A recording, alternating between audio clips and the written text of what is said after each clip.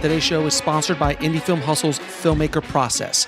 We provide filmmakers with professional services to get their films or series funded, finished, and distributed. For more information, go to filmmakerprocess.com.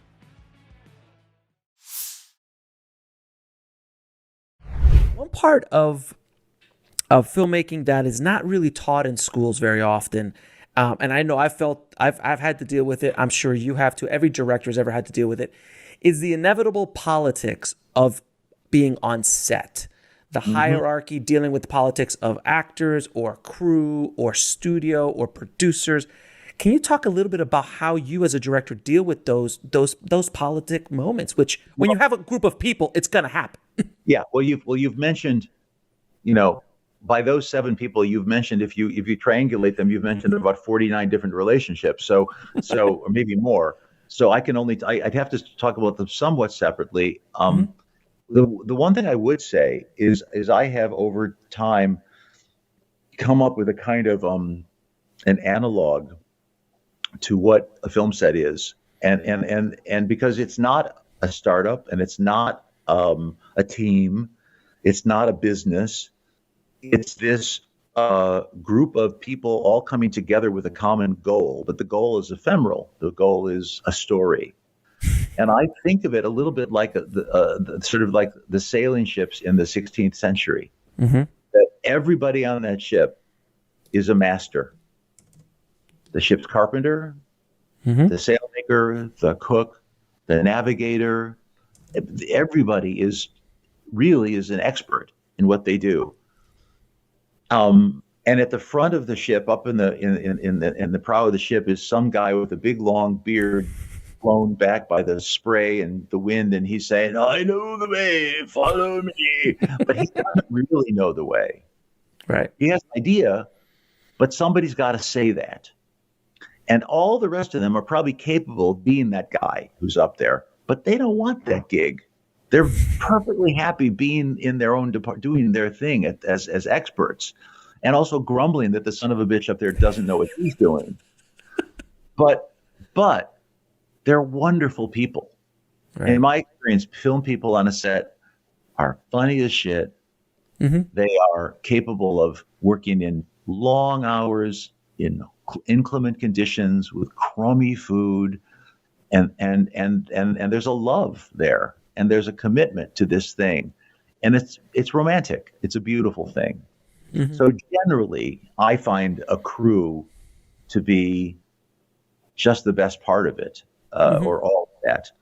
Now, when you fold in the actors, who have their own little world and their own set of issues, they have to be dealt with in a very particular way, so as to be able to keep that separateness to a certain degree and be able to have the focus and the concentration that they need.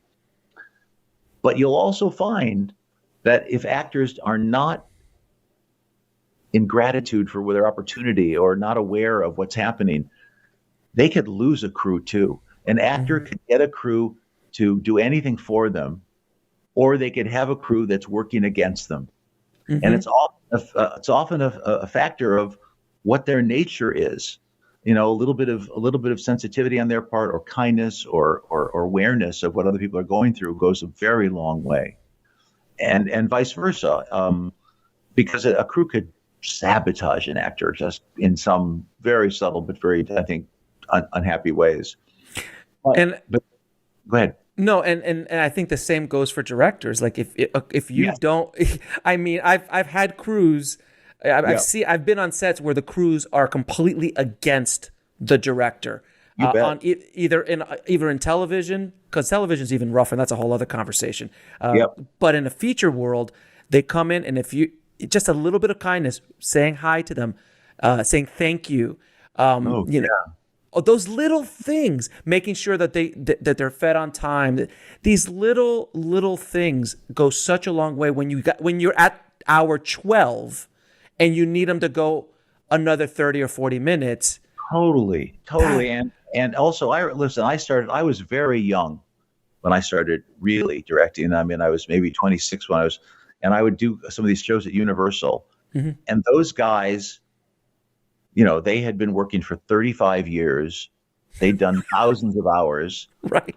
And even when I started making movies, it became very clear to me that the dolly grip, I was making my third movie. So I shot 6 hours of film and he shot 600.